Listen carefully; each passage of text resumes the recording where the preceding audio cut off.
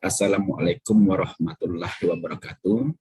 Perkenalkan, saya Dedeng Zawawi, pengasuh mata kuliah Pendidikan Pancasila. Pada tahap ini, mahasiswa diberikan tugas untuk membahas dan meresensi mengenai bab-bab di buku Pendidikan Pancasila yang terdiri dari pembahasan mengenai Pancasila dalam konteks sejarah perjuangan bangsa Indonesia, Pancasila dan dasar negara, Pancasila dalam konteks ketatanegaraan Republik Indonesia, Pancasila dalam sistem filsafat, Pancasila dan etika politik, Pancasila dan ideologi nasional, Pancasila sebagai paradigma pembangunan nasional dan politik, Pancasila sebagai paradigma hidup bermasyarakat, berbangsa, dan bernegara, dan Pancasila sebagai dasar nilai pengembangan ilmu. Tugas ini diberikan kepada mahasiswa sebagai komponen penilaian dalam satu semester. Saya kira demikian pengantar dari saya. Terima kasih. Wassalamualaikum warahmatullahi wabarakatuh. Assalamualaikum warahmatullahi wabarakatuh. Puji dan syukur kita panjatkan kepada Tuhan Yang Maha Esa karena kita masih diberi kesehatan. Juga yang terhormat, dosen Pancasila, Bapak Dedeng Zawawi, kami dari kelompok 4 akan memaparkan materi mengenai Pancasila sebagai sistem filsafat. Di sini, saya akan memperkenalkan rekan-rekan saya terlebih dahulu. Di sini ada saya sendiri, Anggraini Aprita Wulansari, Audrey Faza, Helmi Arifa, Muhammad Habib, dan juga Nabil Gimnasti. Baiklah, paparan pertama akan dijelaskan oleh rekan saya Audrey Faza. Kepada Audrey Faza, layar dan waktu dipersilahkan.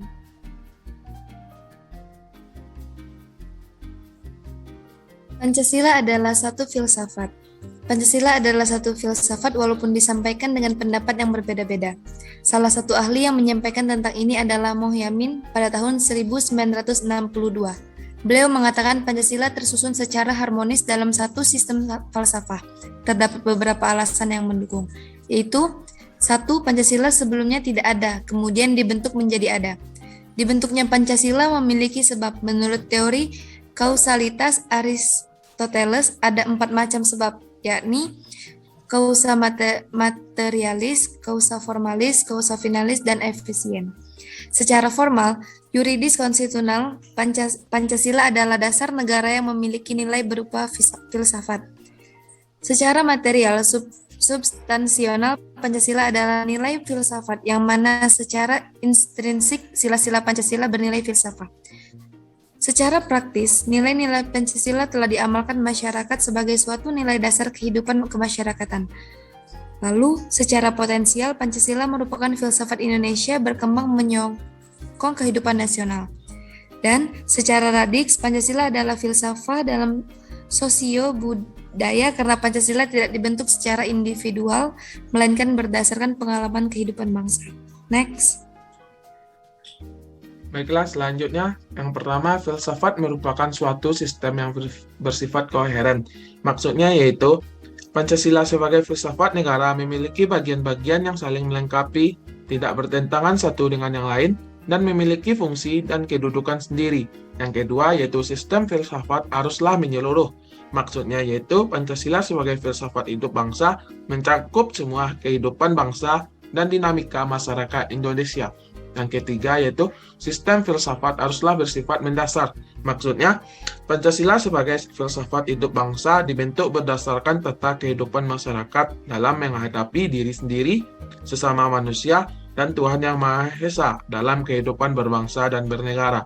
Yang keempat, sistem filsafat juga memiliki sifat spekulatif yang bermaksud artinya Pancasila yang berasal dari pemikiran tokoh-tokoh negara yang menjadi suatu pola awal yang kemudian dilanjutkan melalui suatu diskusi dan dialog panjang dalam sidang WPU-PKI sampai disahkan pada PPKI.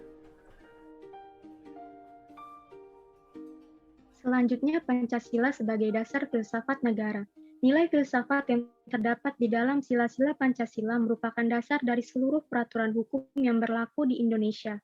Sila-sila Pancasila pada hakikatnya memiliki asas dan fungsi tersendiri, tetapi secara keseluruhan adalah suatu kesatuan yang sistematis. 1. Susunan kesatuan sila-sila Pancasila yang bersifat organis. Sifat-sifat Pancasila secara organis berasal dari hakikat dasar ontologis manusia yang merupakan pendukung dari inti. Unsur-unsur dari hakikat tersebut adalah sebuah kesatuan yang bersifat organis dan harmonis. Yang kedua, susunan Pancasila yang bersifat hierarkis dan berbentuk piramidal. Urutan-urutan 5 sila Pancasila menunjukkan sebuah rangkaian tingkat dalam luasnya dan memiliki isi yang sifatnya merupakan pengkhususan dari sila-sila di mukanya. Yang ketiga, rumusan Pancasila bersifat hierarkis dan bersifat piramidal. Dapat dilihat bahwa sila pertama meliputi dan menjiwai sila-sila sesudahnya, sila kedua dijiwai oleh sila pertama dan menjiwai sila-sila sesudahnya, sila ketiga dijiwai dan diliputi oleh sila pertama dan sila kedua dan meliputi sila keempat dan juga kelima. Sila keempat dijiwai oleh sila pertama, kedua, dan ketiga, serta menjiwai dan meliputi sila kelima. Sila kelima dijiwai oleh sila-sila sebelumnya. Yang keempat, rumusan hubungan kesatuan sila-sila Pancasila yang saling mengisi dan saling mengkualifikasi. Setiap sila-sila Pancasila terkandung di dalamnya nilai-nilai 4 sila lainnya. Rumusan kesatuan sila-sila Pancasila yang saling mengisi dan mengkualifikasi adalah sebagai berikut. Sila pertama, ketuhanan yang Maha Esa, di mana saling mengisi antara sila kedua, ketiga, keempat, dan juga kelima. Sila kedua, kemanusiaan yang adil dan beradab, di mana saling mengisi antara sila pertama, sila ketiga, sila keempat, dan juga sila kelima. Sila ketiga, persatuan Indonesia, di mana di sini saling mengisi antara sila ke-1, kedua, keempat, dan juga kelima. Sila keempat, di mana di sini saling mengisi antara sila 1, sila kedua, sila ketiga, dan juga sila kelima. Sila kelima, keadilan sosial bagi seluruh rakyat Indonesia, di mana pada sila ini mengisi sila pertama, sila kedua, sila ketiga, dan juga sila keempat. Selanjutnya,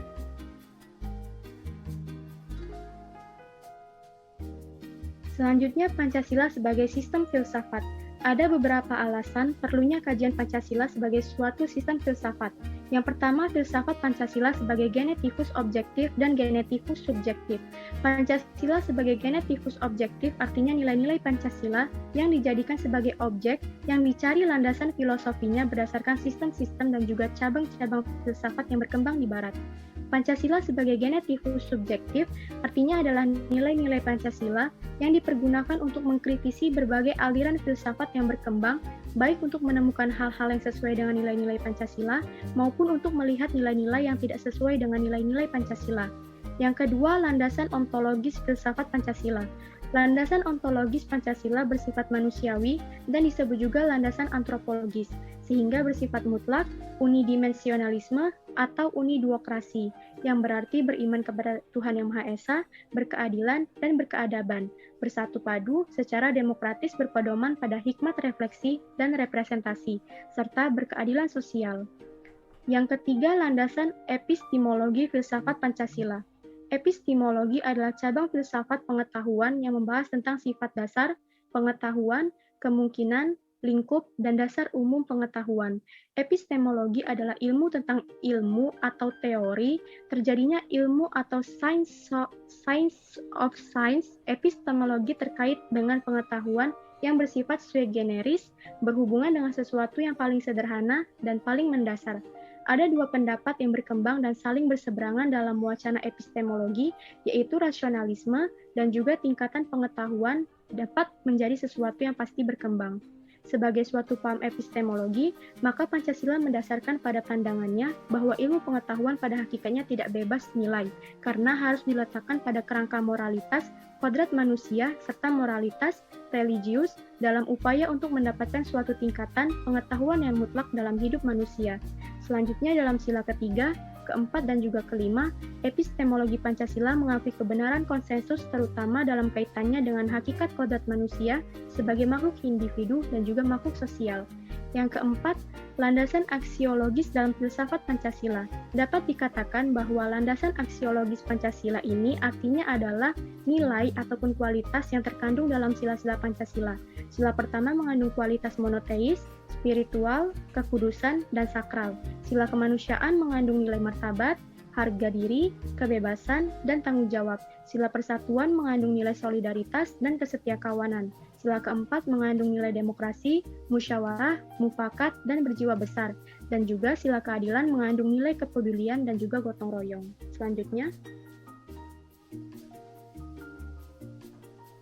Selanjutnya adalah sumber historis, sosiologis, dan politis Pancasila sebagai suatu sistem filsafat. Nah, yang pertama adalah sumber historis Pancasila sebagai sistem filsafat. Pembahasan dari silsilah Pancasila sebagai sistem filsafat dapat ditelusuri ke dalam sejarah masyarakat Indonesia. Yang pertama adalah sila ketuhanan yang Maha Esa. Sejak zaman dahulu, melihat kepada sejarah itu bangsa Indonesia sudah dipengaruhi oleh agama-agama. Yang pertama adalah agama-agama lokal yang dipengaruhi selama lebih kurang ribuan tahun. Kemudian dilanjutkan oleh pengaruh dari agama Hindu dan Buddha selama 14 abad. Kemudian pengaruh dari agama Islam, dan yang terakhir adalah pengaruh dari agama Kristen. Nah, selanjutnya sila yang kedua adalah sila kemanusiaan yang adil dan beradab. Nilai-nilai kemanusiaan di dalam masyarakat Indonesia itu dilahirkan dari perpaduan pengalaman bangsa Indonesia dalam menyejarah. Bangsa Indonesia dahulu juga dikenal sebagai bangsa maritim yang telah menjajah ke berbagai penjuru Nusantara, bahkan ke dunia. Kemudian hasil pengembaraan itu membentuk karakter bangsa Indonesia yang kemudian oleh Insinyur Soekarno disebut sebagai istilah internasionalisme atau peri kemanusiaan. Yang ketiga adalah sila persatuan Indonesia. Kebangsaan Indonesia itu merupakan suatu refleksi dari kesatuan dalam keragaman serta kebaruan dan keislaman. Bangsa Indonesia sebagaimana yang kita tahu itu terdiri dari berbagai macam suku bangsa, kemudian teritorial yang sangat beragam. Nah, bagaimana bisa bersatu itu sudah dapat kita lihat dari zaman dahulu, yaitu sudah menyatu ke dalam komunitas-komunitas politik bangsa Indonesia. Yang keempat adalah sila kerakyatan yang dipimpin oleh hikmat kebijaksanaan dalam permusyawaratan perwakilan. Demokrasi adalah hal yang baru bagi bangsa Indonesia. Sejarah dulu menunjukkan bahwa kerajaan-kerajaan pra-Indonesia adalah kerajaan feodal yang dikuasai oleh raja-raja autokrat. Meskipun demikian, nilai-nilai demokrasi ini di dalam taraf tertentu sebenarnya sudah berkembang dalam budaya Nusantara dan dipraktikkan setidaknya dalam unit politik kecil, seperti desa di Jawa, nagari di Sumatera Barat, Banjar di Bali, dan lain-lain sebagainya. Dan yang terakhir adalah sila keadilan sosial bagi seluruh rakyat Indonesia. Masyarakat adil dan makmur adalah impian kebahagiaan yang telah berkobar ratusan tahun lamanya dalam dada keyakinan bangsa Indonesia. Impian kebahagiaan itu terpahat dalam ungkapan gemah ripah loh jinawi, tata tentram kerja raharja. Demi impian masyarakat yang adil dan makmur itu, para pejuang bangsa telah mengorbankan dirinya untuk mewujudkan cita-cita tersebut. Sejarah telah mencatat bahwa bangsa Indonesia dahulunya adalah bangsa yang hidup dalam keadilan dan kemakmuran. Namun keadaan tersebut dirampas oleh kolonialisme. Lanjut. Nah, yang kedua adalah sumber sosiologis Pancasila sebagai satu sistem filsafat. Pertama, Pancasila sebagai sistem filsafat itu dapat kita klasifikasi ke dalam dua kelompok. Yang pertama adalah masyarakat awam yang memahami Pancasila sebagai sistem filsafat yang sudah dikenal 255 masyarakat Indonesia dalam bentuk pandangan hidup, way life, dan terdapat dalam agama, adat istiadat, budaya berbagai suku bangsa di Indonesia. Yang kedua adalah masyarakat ilmiah akademis yang memahami Pancasila sebagai sistem filsafat dengan teori-teori yang bersifat akademis.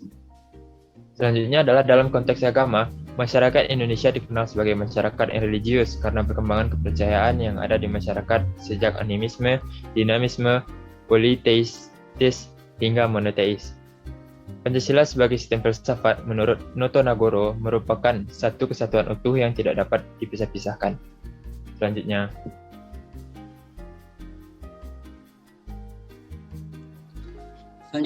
dinamika Pancasila sebagai sistem filsafat. Yang pertama, pada era Soekarno.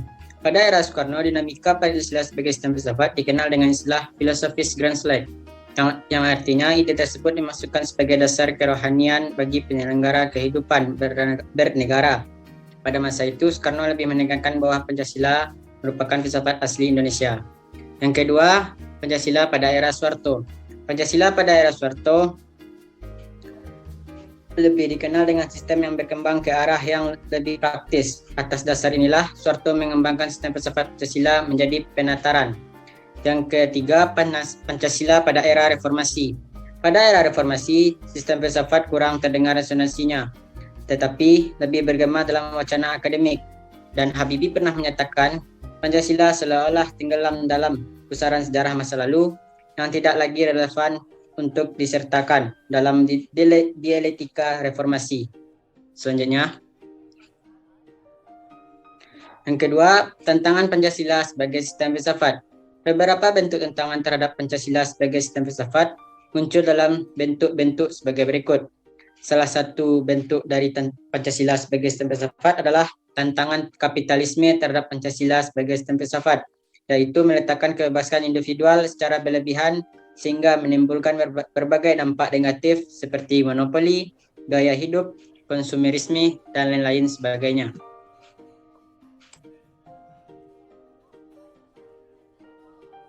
Sekian paparan materi dari kelompok 4 yang membahas mengenai Pancasila sebagai sistem filsafat. Semoga yang kami paparkan dapat dimengerti ataupun dipahami dan menambah pengetahuan ataupun edukasi untuk kita. Saya mewakili kelompok 4 memohon maaf apabila ada kesalahan. Kepada Tuhan saya memohon ampun. Terima kasih atas perhatiannya. Wassalamualaikum warahmatullahi wabarakatuh.